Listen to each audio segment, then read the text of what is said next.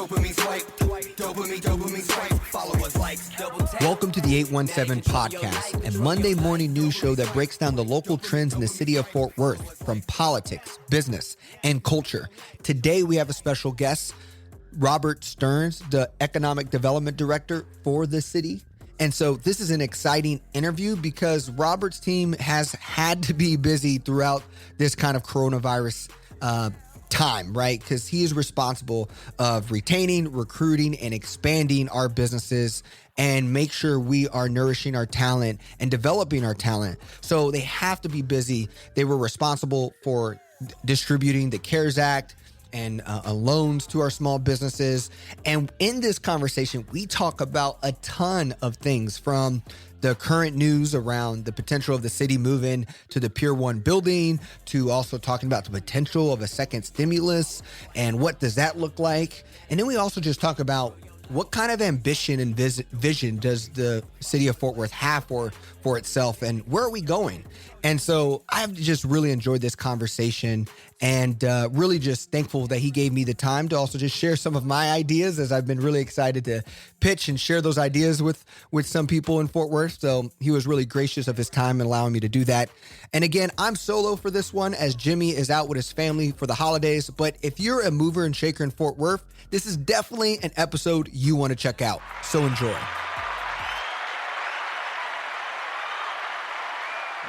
Well, my Fort Worth story is pretty long. Been here really since I was a kid. So we moved here back in the late 70s. I was actually born in Kansas. We moved to Texas, back to Texas. My family's from Texas, but we moved to Fort Worth when I was about 5 years old or so, and have been here ever since. I've made a few attempts to leave the city every now and again, but it keeps drawing me back. And I've really just decided I haven't found another community that I've really been able to call home. I mean, Fort Worth is just such a great community, wonderful place, wonderful people, and I just can't think of a better place to live. And so I said several years ago, yeah, this is it. I'm just gonna dig in my roots in my hometown and continue to grow from here. Which part of Kansas were you in? Oh, well, so I was in Topeka. Okay, and cool. Then, like I said, my family's primarily from East Texas. So a few hours here from Fort Worth. That's where my grandparents lived, and my parents and my uncles and aunts all come from. So we have a strong connection to Texas. I was born in Kansas because my dad was there getting his master's degree at the time. And so that's just where we happened to be when I came about. But they decided to get back to Texas as soon as they could. Cool. Well, what's your, so when you describe Fort Worth to other people who've never been here and they're like, man, I thought Fort Worth was a suburb to Dallas. What is this Fort Worth thing? What is your take that you tell companies and startups and high-performing professionals? Well, I think the best thing that we always say about Fort Worth is you really don't get a sense of it until you come visit here. So, I think there's a lot of images of Fort Worth. Whenever you turn on the news, you see something about Fort Worth, we're always kind of leading with the stockyards and the Western heritage. And that's definitely all a part of it. But, until you really come here and experience the city, you don't understand all the vibrant communities that we have that they really have their own kind of individual flavor, whether that's the stockyards, whether that's downtown, whether that's near Southside, whether it's Southeast Fort Worth, you can really find really whatever you're looking for in this community. And I think that's just a testament to the fact that the people here love the communities. They love the places where they live and work and are really invested in trying to make them be the best places they can be. And are really committed to trying to keep that, that natural flavor, whatever that is, whether it's, leaning hard on the Western side or whether it's, a little more R&B, jazz influence, whatever that take is on Fort Worth, we kind of encompass it all. And I would say just that from the community itself, I mean, it's just a very friendly community. I just haven't experienced that level of warmth in really a lot of other places that I've been to. We always like to say Fort Worth is, a big town that still maintains a small town feel, and everyone's very I think committed to that as well, as maintaining that welcomeness, that openness, and that ability to connect with other people on a very easy basis. Fort Worth has this thing about it. I'm someone who, I always tell, the people I talk to, so me and my wife's a dentist, and I'm, I've been working from home since 2012 with our team, our startup team. We have about 10 full-time and about 200 part-time people who work in our company. And we chose Fort Worth. We're both small town kids from suburbs of Wichita Falls.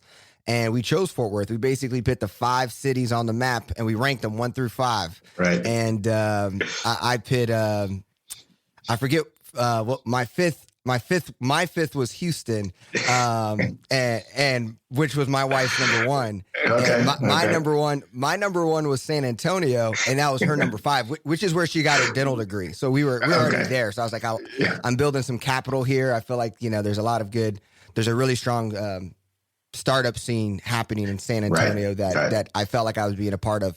But Fort Worth was our second, and for both. So we said, all right, well, Fort Worth it is. And so Fort Worth, I think, to me, it's that Panther City means a lot to this, that whole story is big. And like you said, it's, I love curating events to get like friends to go to the bars, to go into Thompson's, to go into the usual, hopping, down South Main, and them not seeing all these things, going to West 7th, stuff like that, the cultural district. Right. That's wild. I didn't realize it's all here, all this stuff. And I think that curation has been in place. Well, I know there's a lot to talk about, and I know your role as economic development. I mean, to me, based off of kind of hearing kind of how you think about that, from recruiting companies, retaining companies, but then also growing our own talent. How do you feel like you and your team and just like your work when you wake up to start the week, how much of that is like, how do you prioritize that, and what's your like main focus? Because I know we have a lot going on and a lot to talk about short term as well. Sure. Yeah, I would probably say, let's talk about pre-COVID, what life was like and how we tended to prioritize work. So obviously, Fort Worth has a lot of huge benefits for companies either looking to expand here in our homegrown companies or those looking to relocate. I mean, we have a lot of land, ton of land in the city. We have some great buildings, great areas for development. Cost of living is low, taxes are low. The education talent side is as broad as we have. We can draw from a pretty large base of employment and workers. So, all of the elements that are there to have a vibrant, successful community are in place. I mean, obviously there's some challenges that we have to work through, but as a whole, I mean, I think if you stack up what Fort Worth has to offer compared to, again, a lot of other communities, we would rate very strongly. So, from a priority standpoint, we really would look at, 2 things. I mean, it kind of, as I alluded to, that business recruitment and retention aspects. On the recruitment side, we work very closely with the Fort Worth Chamber of Commerce. So they're kind of our outgoing partner, do a lot of the front-facing marketing for the community and have some of those initial interactions with the companies. And we work with them to begin to develop different types of prospects or targets that we may like to go after. And that's something that happens really across the region. So we also work very closely with the Dallas Regional Chamber, for example. We work with the state of Texas, the economic development team down there, to really try to identify some of these companies that are looking to relocate. And to be honest with you, there was so much kind of influx of companies that kind of the targeted list we didn't really get to spend a lot of time on because there was just so much interest of companies coming in and they wanted to look at sites and look at, buildings and talk about opportunities. So, I would say that, historically, and I think if you ask anyone at the chamber this as well, we've been somewhat reactive to the types of businesses that we could get into the city. And so, it's been 4 years ago now, we really decided, look, we need to be more strategic and aggressive on what we're doing. And that was the genesis of creating our economic development strategic plan that really outlined specific industries that we wanted to go after, areas where we've already got some strong growth, And that led us to, redefine and tweak some of our incentives to attract those types of companies. And really, as I said, try to be more strategic and proactive to bringing those companies in as opposed to reactive. And then on the retention side, it really is kind of continuing to focus on those companies that we have here. I mean, your large corporate clients, obviously your American Airlines and your Bells, Lockheeds, et cetera. You definitely want to ensure that they have continued opportunities to grow. You definitely don't want to lose them. That's really that's the economic developer's worst dream when you wake up in the morning and you see the paper company X has decided they're pulling out and going to another community. So you want to make sure that you are having kind of regular touch bases with the companies, understand what some of the issues are and some of the challenges. How was that with, because I know XTO was kind of a situation and you're in off. How was that, that paper open, when you opened up to that kind of piece, like, how was that lesson? It wasn't a pleasant morning. Yeah. All right. So XTO, when that merger happened, I mean, we kind of knew that the company was beginning to shift a lot of resources and assets to Houston. So it wasn't a huge surprise. We kind of expected that at some point that was going to happen. And there had been some rumblings, a few weeks prior to the actual announcement. So we kind of knew the writing was on the wall. I will say with that particular project with XTO, it was really good. Once the announcement was actually public, they were really good to work with as far as looking at the assets they had in the city, walking through some thoughts that they had about repurposing those assets and really working with us to try to get those backfilled. So again, while you hate to lose the name, we understood that was probably coming, but I think the ability to pivot and get those buildings repurposed and back on the market and filled was kind of a testament to the relationships that we've been able to build up over the years. Yeah. What is your, we're seeing this, we're doing some work in our house and the guy who's kind of leading the project, he said, I just moved to Texas in July from California. He's like, we're living in a trailer. Our house is getting renovated. I just moved. And I was like, well, where do you live? And he says it's like, it starts with an M, over McKinney, a really small town. Like everyone moves north that way. And so I was like, man, that's a far drive here. They had you come all the way out here. And, but they just talk about the California exodus, if you would. And what we're seeing is these companies often go into Austin. What is Fort Worth's mindset on that and looking at that kind of opportunity to see some people looking to leave like California to come to Texas? Because Texas is at the top of the rank of visits and people to. Yeah, so the East Coast, West Coast exodus is a real thing. And as you said, we're seeing not only people leaving here, just look, the cost of living is too high. I just can't afford to make it out here. There's too much regulation.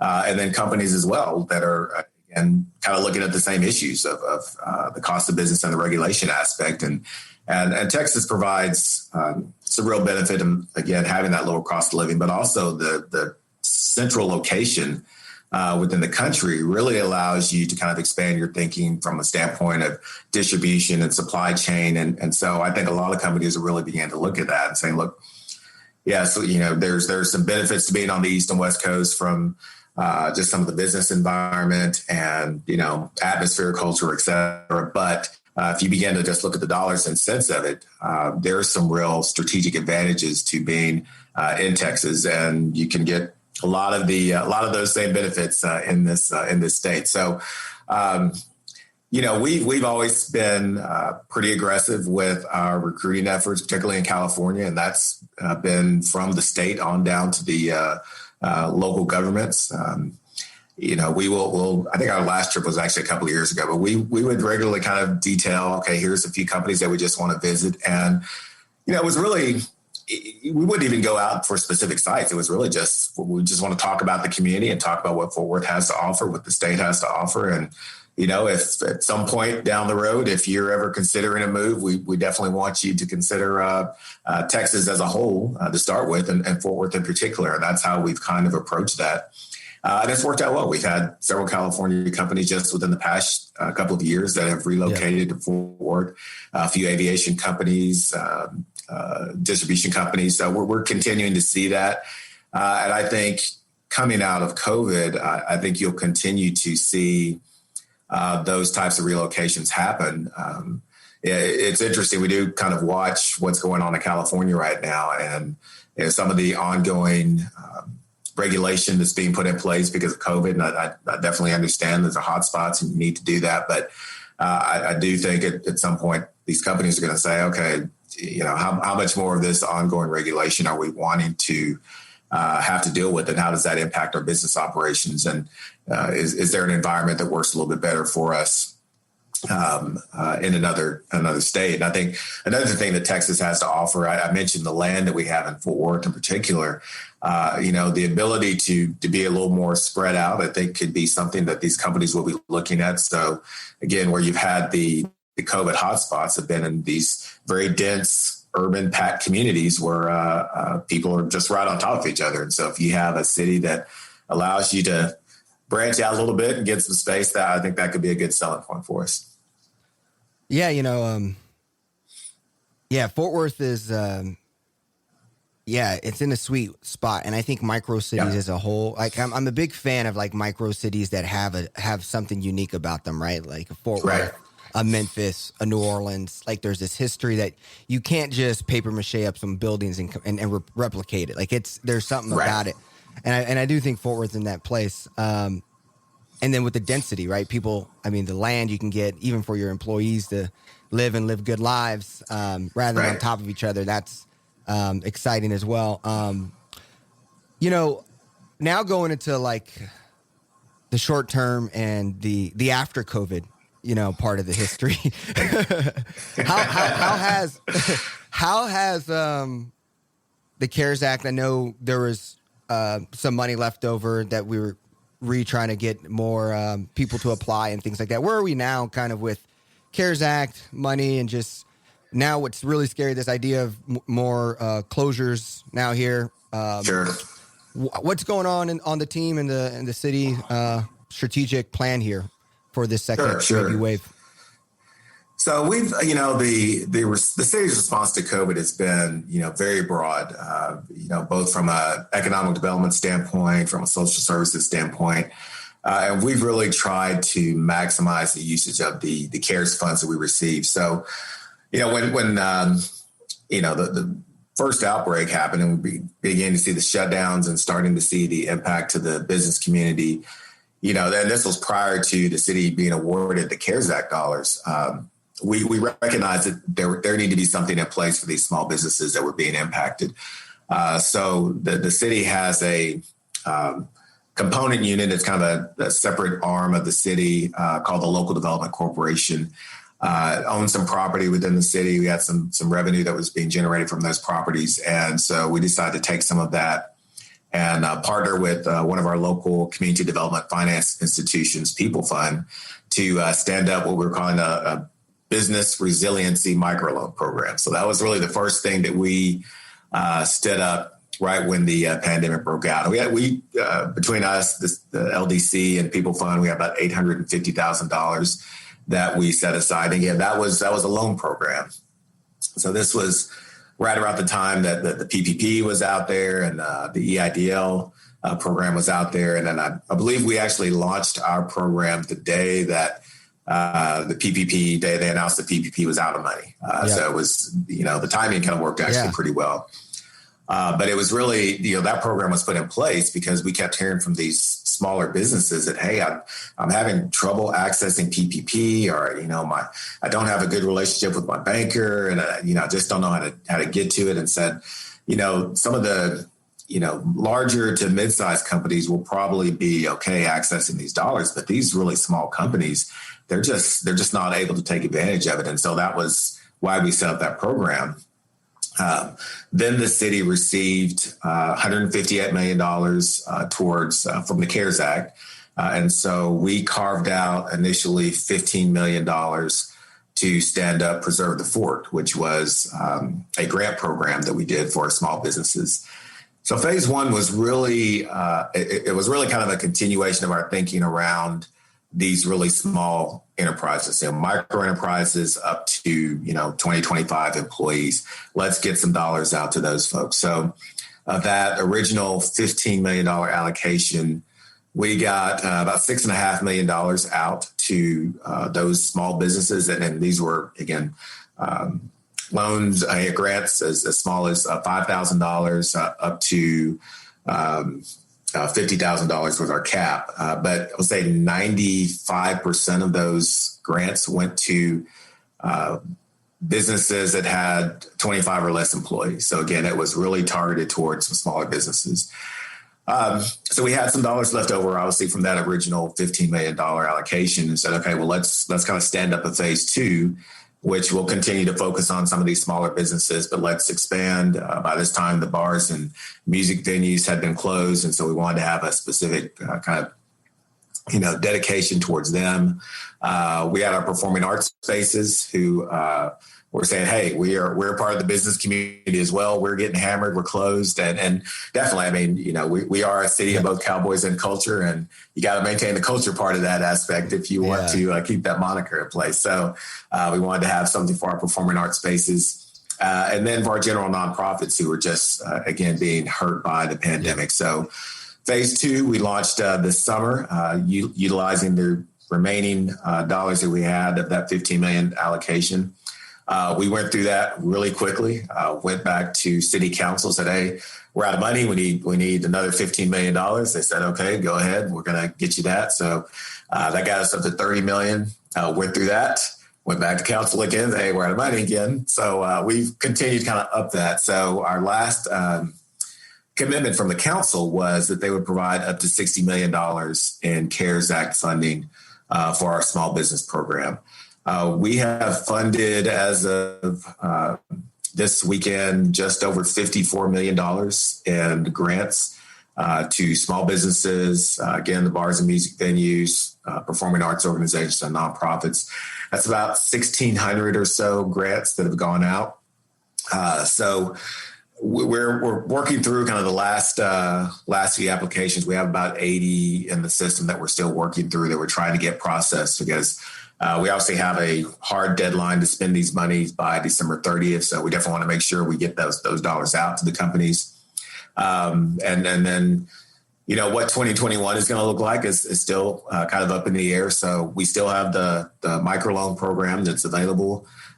We don't know with the new administration whether there's going to be another allocation of CARES Act dollars that comes down to the communities. But if so, I think we've continued to learn lessons from both phases of the program. And if we are able to get another allocation of CARES Act funds, we'll stand something up and get that going in 2021. It's been, we talk about Fort Worth being a home, like having that home feel. And it's been good. It's been good to feel that our small businesses, I feel for the most part, have been able to still show up and try to keep that door open or do their thing. I feel like I haven't seen a lot of hey, I'm shutting it down kind of feel across important neighborhoods, and that's awesome. I've been in I've been in economic development for 20 years now, 17 of that in Fort Worth, and have worked on large projects from the Facebook data center to American Airlines headquarters expansion to small grocery store projects, and I would have to say that our ability to get this program up and running has been probably one of the more fulfilling things that I've done in my career. We were getting calls, daily from businesses that were really struggling and just looking for some kind of help. And I think it's been very impactful for me, for my staff to be able to do this program, to get the letters and emails and calls from folks that are just saying, thank you for helping us through this. There's one business that was literally getting ready to file their bankruptcy paperwork the week that they got the grant. And they said, wow, this is going to allow me to stay open through the rest of the year. And then hopefully they'll be able to continue that going into 2021. So it really has been an important piece of it. And it's just been I think really impressive to see the Fort business community rally around each other and lift each other up. And it's just great for us as a city to be a part of that. There's just been so many groups that have been advocating, shop small, support your small businesses, and getting information out and talking to folks. And I think that's what it's going to take to get through this long term, and to ensure that, we can have most of these companies that were in operation pre-COVID remain in operation after this pandemic's over. Yeah, and you mentioned the idea of a second, CARES package, but you framed it in the sense of when the new administration. So, are you playing that game? Are y'all playing in the mindset that a quick, a quick last pitch from the current administration isn't likely? Because I know even for the coronavirus healthcare plan, unemployment plans for people ends December 26th. So I know a lot of people are kind of pins and needles. And so I guess what's your guys' expectation or timeline? Or do you see, I guess January's close. Yeah. Yeah. I mean, it's hard to say. I mean, we read the news just like everybody else, and that there's a proposal on the table now that, it's kind of a bipartisan package that they, by all indications, they feel somewhat confident that they'll be able to get that through. But, we've seen several attempts at a package over the last couple of months try to make it through, and it's just withered on the vine. So, I would say, just personally, I'm hopeful. I hope that we're able to get something under the current administration done. But again, we'll just have to see how that plays out.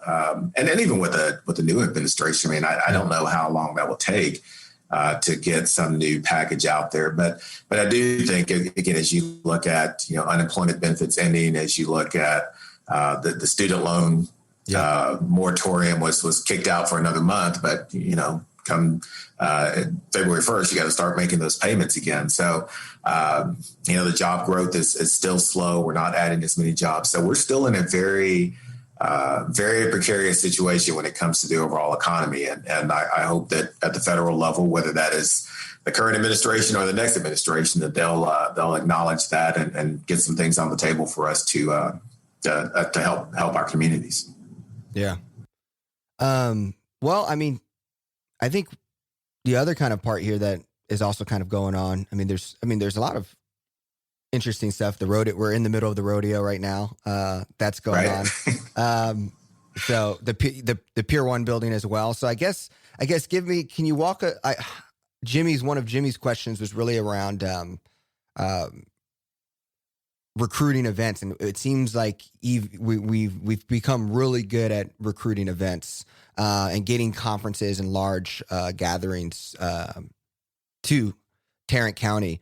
Right. What is that strategy? How is the decisions around the rodeo that you know about, I guess, and then how's that going? And then what's the future of getting people to Dickey's, getting people to Arlington, and all that? Sure. Yeah, it's, well, first off, I'll have to say that, the driving force of all of this activity is really, Bob Jameson and Mitch Whitten and their crew over at Visit Fort Worth.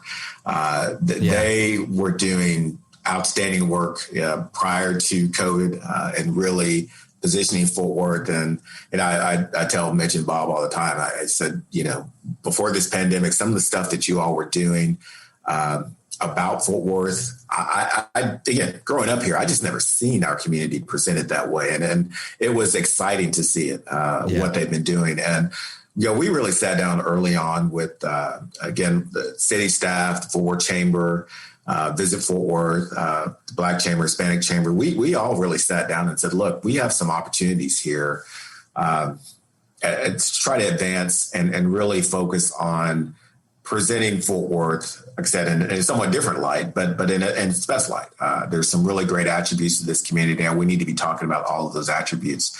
And so that work has just continued through the pandemic. I think the NFR was a really creative thing, and Michael Crum with our public events department did a lot of the heavy lifting on that as well. So to be able to have that event here in the Metroplex, I think says a lot for what I would say is some confidence in some aspects that at some point in 2021, we're going to be on the other side of this. We all hope, we're keeping our fingers crossed, and that people are feeling more confident about some of these types of events.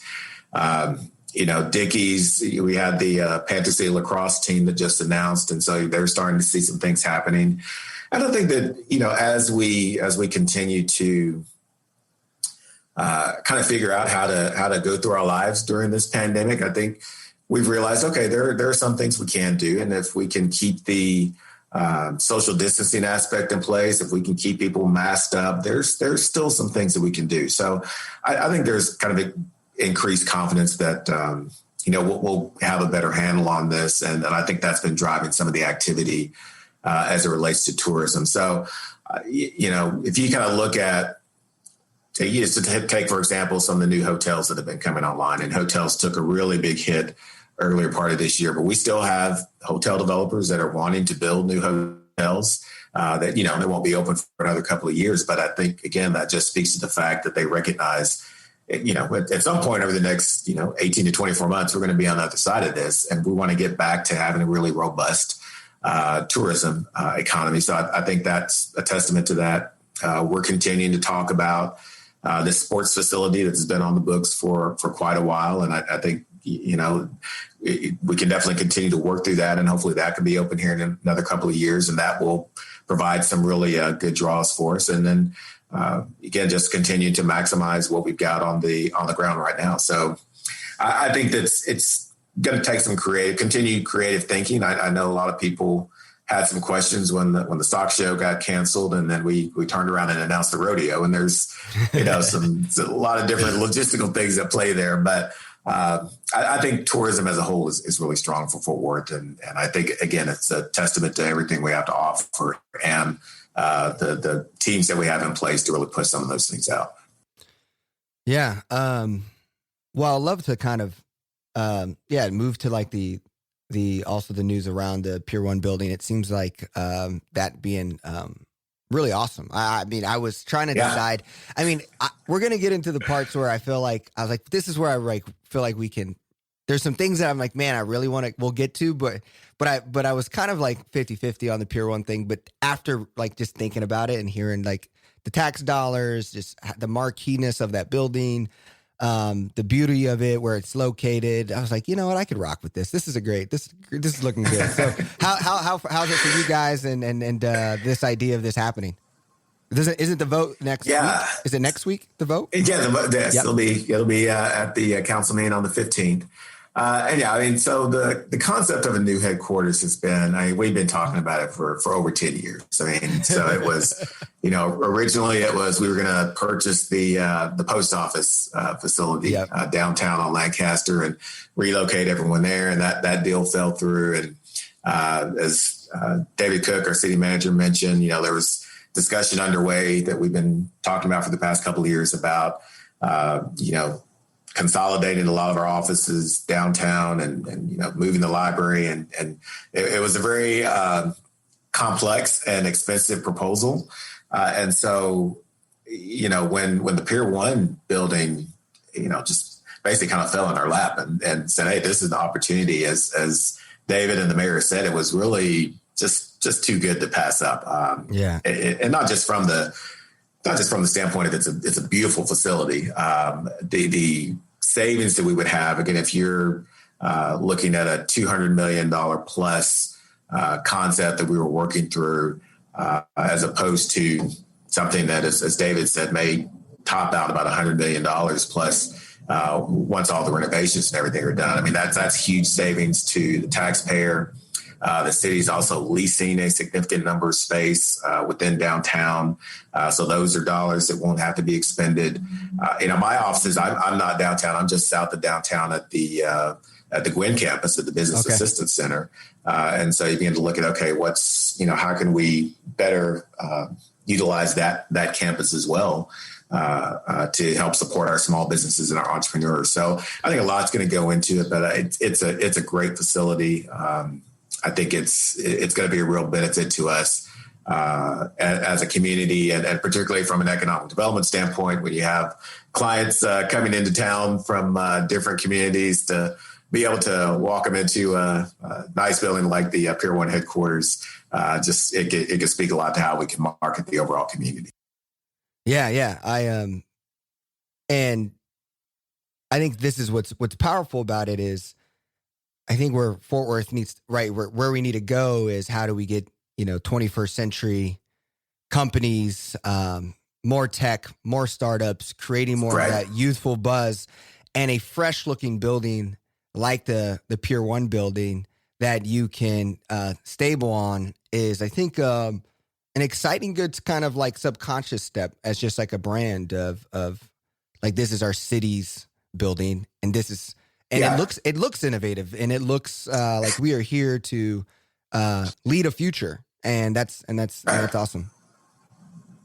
Well, you mentioned a good thing, and I think Fort Worth as a community, I like to think that we're kind of at this tipping point again. We're the 13th largest community in the country, and it was funny. I was on Twitter the other day, and someone raised a question like, "What's the most obscure city in the U.S.?" And someone said Fort Worth, and I started to think about that. I'm like, well, I can understand where that's coming from, because we just don't have a really high profile for being the 13th largest city. And like I said, I think this tipping point is we're at the point where we've got to do a better job of talking about ourselves as, hey, we're not just this small town of 500,000 that we were, 10 or 15 years ago. We are a growing metropolis with some really creative businesses, both large and small. We have a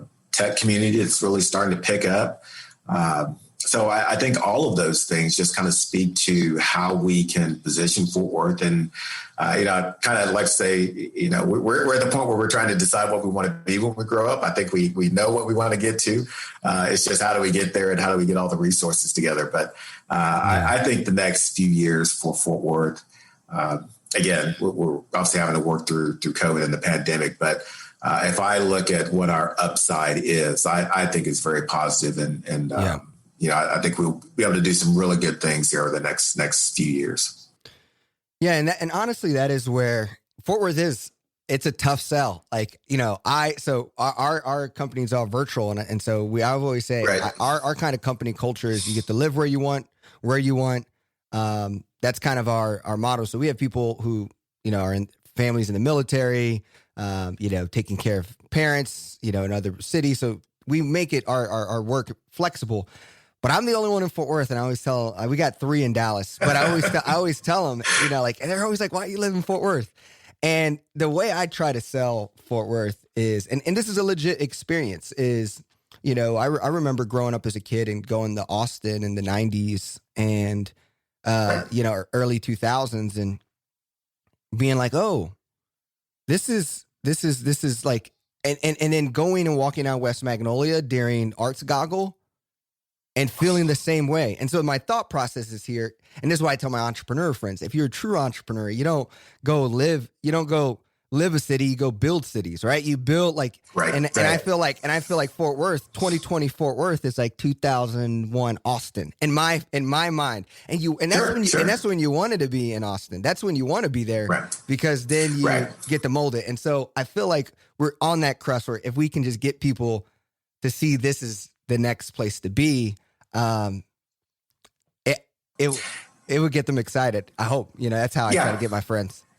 Yeah. I think that's a really accurate depiction of it. And I think our challenge as a community is, how do we maintain that and that unique feel and flavor without becoming what Austin is today, which may not be as attractive, or what Houston is like, or Dallas. I mean, so I think you definitely want to continue the growth trajectory and continue building these creative neighborhoods and fostering entrepreneurship and innovation.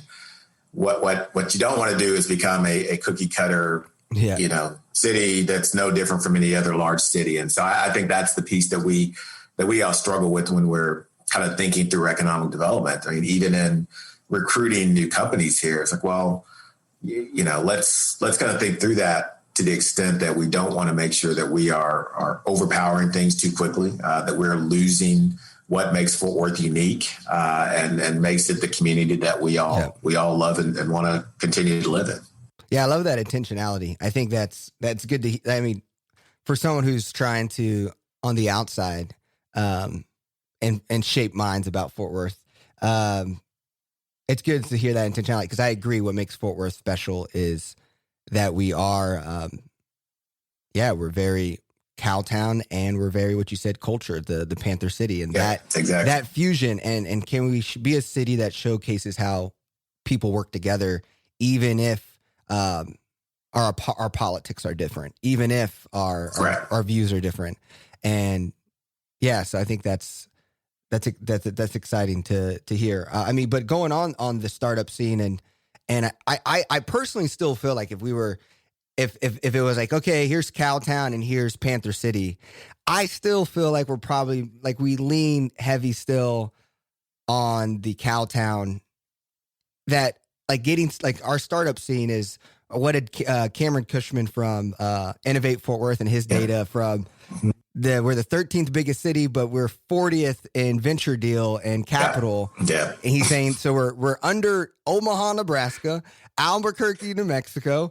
And so this part here is, I think, our like blue ocean, our big pasture of what do we want to do here? And so what is your all's take with the entrepreneur scene, creating that kind of more of a culture? I know Dallas just kind of created a little committee with Trey out in Dallas. What is kind of how are you guys looking at startups? Yeah, so it's been interesting. I mean, the startup scene in Fort Worth, as you said, and Cameron did a great job of, kind of articulating the challenge and the issue, and it's something that we've been wrestling with for a while. So, the city has had the Gwen campus, the business assistance center for over 20 years, and it had a very specific role. I mean, it was really tied to true startups, really more on the educational aspect of things, and helping them through business planning and things like that. And then Tech Fort Worth, which Hayden Blackburn now runs, they were really kind of drilled down on companies with patented technologies and how can we help them grow. And we've had some successes out of Tech Fort Worth. Our challenge, historically has been we aren't able to keep those companies in the city. So, they kind of incubate at Tech Fort Worth, they grow, they move out of the facility, and then they're looking for space within Fort Worth. And, either just didn't have the right type of space for them, or the environment wasn't there, again, from a venture capital or investment standpoint. And so that's where you saw groups like Cowtown Angels get started and really try to tackle that problem. And I would say, over the last, 5 years or so, we've really been taking a look at the entrepreneurship and innovation challenge in Fort Worth. And I'll tell you, I don't often look to our partners over in Dallas, but in this case I did.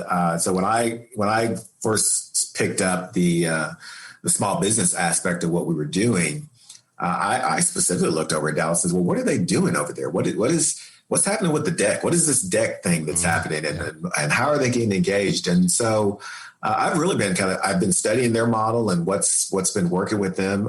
Trey has been great and coming over to Fort Worth several times and just giving some feedback to us on things that they did over in Dallas and what's worked. And he's been a great resource. And then Cameron over at UNT, Cameron was the first one that introduced me to Brad Feld and his book about startup communities. And that's really began to shape my thinking. Okay, what is a city, a local government? What can we do to help support this? And so we've really been using that as a model. And I think folks like Cameron, Marco over at Sparkyard, Hayden, Walker over at Accelerate DFW. I mean, you've got all these folks that are really trying to push this concept of entrepreneurship and innovation forward. Dr. Williams over at UNT as well has been a great proponent of this. So I talked about that tipping point issue a little bit earlier. I think this is another area where we realize that this is something that we haven't spent enough time developing and nurturing, and we need to get there. Especially if you look at Cameron's numbers, where you look at the job creation from small businesses, that's a huge corporate headquarters right there. If you can just foster that type of growth, you don't necessarily have to go out and do the types of large scale recruitment to bring in a corporate client. You can do that with your homegrown talent. And so I think we're at the point of trying to understand how can we increase the capital investment? How can we get more people going? I think we need to look at diversity from the standpoint of entrepreneurship and innovation and ensure that we are setting the table across the board, that people of all ethnicities and races are welcome and involved in the process. Fort Worth recently was listed on the top 10 communities for female-led entrepreneurs. Okay, so how do we continue to help our female-led entrepreneurs grow and flourish in the economy? So I think there's all these kind of different pieces that we're trying to get our hands around, and I think there's a dedicated group of folks that are really focused on driving that effort forward. And some of that is city-led, and a lot of it is not city-led, and we don't have to be the leaders in that. I think we just want to be in the room and supporting where we can, whether that's through funding, whether that's through just some boots on the ground. We're working with you. We're helping put some things together, structuring some things, or getting the right people around the table to have a conversation. So I think that's where we see our main benefit. And, if we can continue along this route, I think we'll be a lot better off than we are today. But we've got to get that investment number up. I mean, there's no reason the city this large should not have more venture capitalists investing in businesses than we do. Yeah. Yeah. And and this is, and granted, I don't think like Dallas is like my experience, because I've been in the system with those guys, and I still think like for as big as they are, they have a lot of like, things to still do around it. So like, it's like San Francisco, and then it's like Austin, and then it's really like everybody else. Everybody else is trying to figure it out. Yeah, exactly. But in our standpoint, I mean, you don't want to be in a situation where, again, because we're so close to Dallas, you definitely don't want your city that's 30 miles to the east of you having this more robust scene. So let's at least even that playing field, and then we can start talking about the Austins and San Franciscos and Bostons and everything like that. I try to, and that's how I sell other tech talent about Fort Worth, is like, I kind of feel like because if you look at Silicon Valley, it's San Francisco, Oakland, across the bridge, but then at the south is San Jose, and then everything kind of in between, like Palo Alto could be Westlake or whatever, and like all that stuff, right? And so I was like, so if what city is, so I kind of say Fort Worth is like the Oakland. Now, the reason why I say that is because we have the eclecticness culture. It's different than Oakland's culture, but we have like the Cowtown, the funk. That is something that is unique, and people are proud. Fort Worthians are proud. And I think we hold that like Oakland's hold their piece. And so I don't know, but they were also kind of maybe the stepchild of the Silicon Valley group, of getting things. The Warriors moved to San Francisco once they started getting good. Things started happening. Right. So, but I don't know. So, here's my big fear though about it, because I think, let's say Frisco to me would be the San Jose potentially. And so the fear here is, well, my fear always been like the idea, like, well, luckily we have Dallas Fort Worth in the name. But I'm really kind of concerned about DFP and this idea of Dallas, Frisco, Plano being the other side of the world. And so as I share those kind of concerns, how do you kind of strategically talk to entrepreneurs, people who want to dig their feet into the soil of Fort Worth to help us grow it? Any advice, thoughts on how we could help think through that? Yeah. Well, I think you're spot on. I mean, I haven't heard it referred to DFP before. I like that acronym. I think I'll be using that going forward. But yeah, I think the difference that you said, again, I'm not in the day-to-day in Dallas to understand how they, truly operate. So this is kind of an outsider's perspective looking in. But, I think Fort Worth is really a much more relational type of city. I think it's easier to, for an entrepreneur in particular, to get a meeting with a decision maker to have a conversation. I just don't know that you see that same level of openness in Dallas. Now, if you can get kind of in the door, I think there's more resources on the Dallas side that can help spin things off a little bit quicker. So, yeah, I would say I would encourage all entrepreneurs is one, clearly define what your product is and clearly define what that benefit is. And then understand who else is in the market that can provide you some assistance, who's been where you are right now and is willing to sit down and talk with you. And I think that's Fort Worth's, that's our secret weapon. I mean, I think the ability for our entrepreneur community to be willing to sit down and say, okay, yes, I've been in business for 5 years. Here's some mistakes I made. Here's some things I did right. Here's some folks you should probably be talking to. Those connections, again, I just don't know where you get that same level of connectivity across the board from a entrepreneurship standpoint. So I think that's the piece that we can really try to exploit. And that's a very positive thing. On the downside of that, though, is for someone that is new coming into the community that may not know folks, it may be a little hard to understand where to go and who to go see. But because we're very much a community that takes care of our own. And if you're not a Fort Worthian, sometimes that can be a little bit of a challenge. But I think you can make those relationships. So that's really the piece that I tell folks. Just try to clearly define what it is you're trying to do.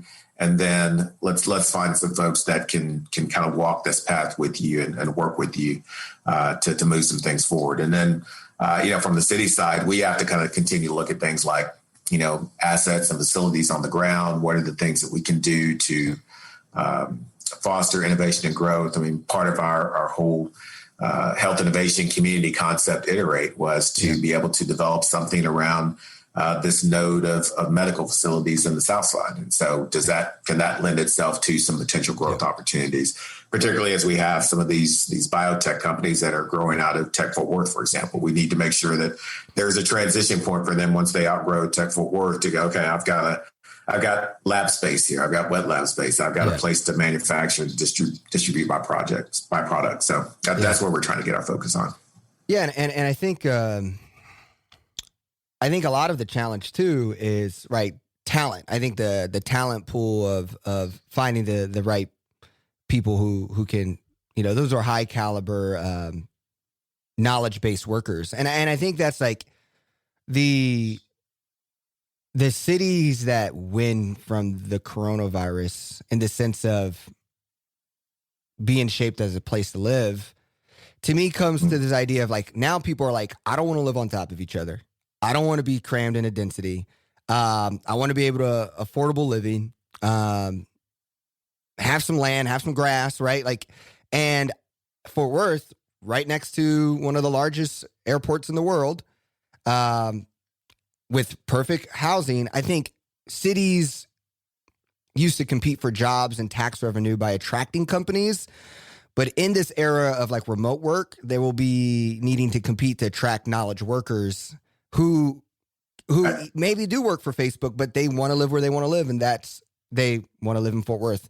Individuals who can relocate much more easily than companies. They're swift, and cities who reward. I think these knowledge-based workers will thrive.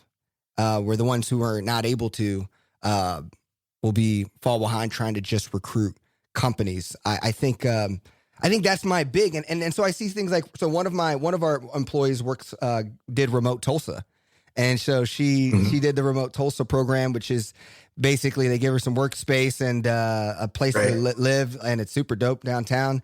And I got to go to one of her events and hang out with her, and I'm just there's something here that Fort Worth is big, but I don't know, how do we get these knowledge-based workers to help our biotech companies, to help our startup scene, to help all these things?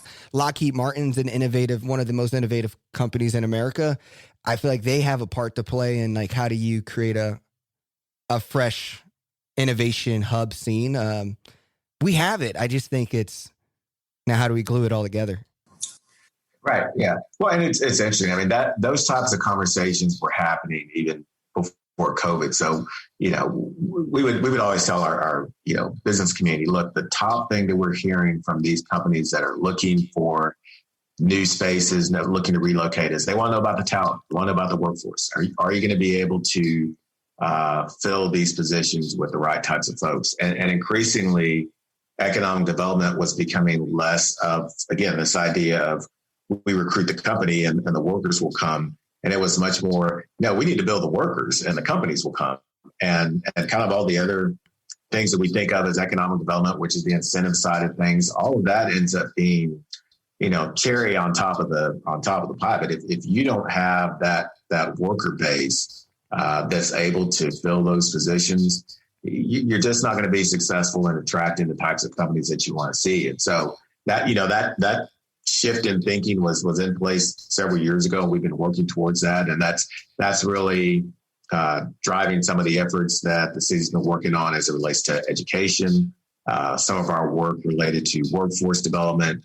And again, talking to our large corporate clients like a Lockheed, like a Bell, like American Airlines, like what are the types of workers that you're needing? What are the skill sets that need to be in place? And then working with Fort Worth ISD and Tarrant County College, TCU and UTA and others to ensure that we have that career path. But I think, it's good to see, again, I'm a TCU grad, so, this is not a knock on my school, but it's good to see other universities like A&M, like Tarleton enter the space. Because I do think there's a broader discussion around, having a tier 1 university within the confines of the city and how that can help us as a community in the long term. So, I know those are some very early conversations that we're starting to kind of think through and have, but I hope that that's an area we can continue to push on and continue to foster some additional growth of the colleges and universities within Fort Worth, because that's just going to continue to help us long term. Yeah. I mean, thank you for just being able to, it's an honor to be able to just sit down and talk with you an hour to hear how you're thinking about just such a crazy time for the Fort Worth culture. And honestly, like, I get excited about this so much because, I just know, like, I wonder how many people right now who work for Google, who work for Facebook, who work for some company, elsewhere. But because of COVID, their company said we are going to work from home through 2020. And now some companies we're going to allow you to work from home. And so how many of those people are taking care of their parents, decided to come back home to Texas, decided to go do all these things. And they were living in Brooklyn. They were living in LA. They were living in here, but they're here right now. And I think that new ground is those knowledge-based workers who now works at companies that allow them to work wherever. I think what's cool about Fort Worth is it's some motto around home Fort Worth and then work from home. Right? It's like these acronyms. Right? How can I show you? This is the best place to work from home in the country. I want to show you that. It's kind of like my thing that if I could have a billboard in Fort Worth, that's what I would just say to these people who land here is the best city to work for home. Because I feel that way. I've worked home all my life. And so I appreciate it. And I think I really hit. I had a list of things to talk about, and I really appreciate it. And hopefully if you ever have other things or updates or cool things going on in the economy, we'd love to have you back as well.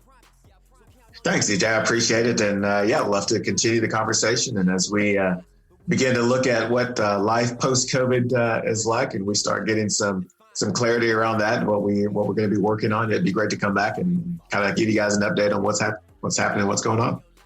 Sounds great. Awesome. Well, you have a great holidays and stay safe. Thank you. You too. There you have it. That was Robert Sturns, Economic Development Director for the city of Fort Worth. And he definitely shared some great perspective about Fort Worth, where we are going, but as well what we've gone through and it was just some really high quality information and perspective. So if you enjoyed this episode, please subscribe to the 817 podcast. We do an episode every Monday morning to hit the local news and see what's going on with politics, business, and culture. It's an exciting time to live in Fort Worth. And after hearing that, it just jazzed me up to continue to do more great work together. Thank you so much. Have an amazing week and look forward to seeing you on the next episode. Now they control your life, control your life. Dopamine swipe, dopamine swipe.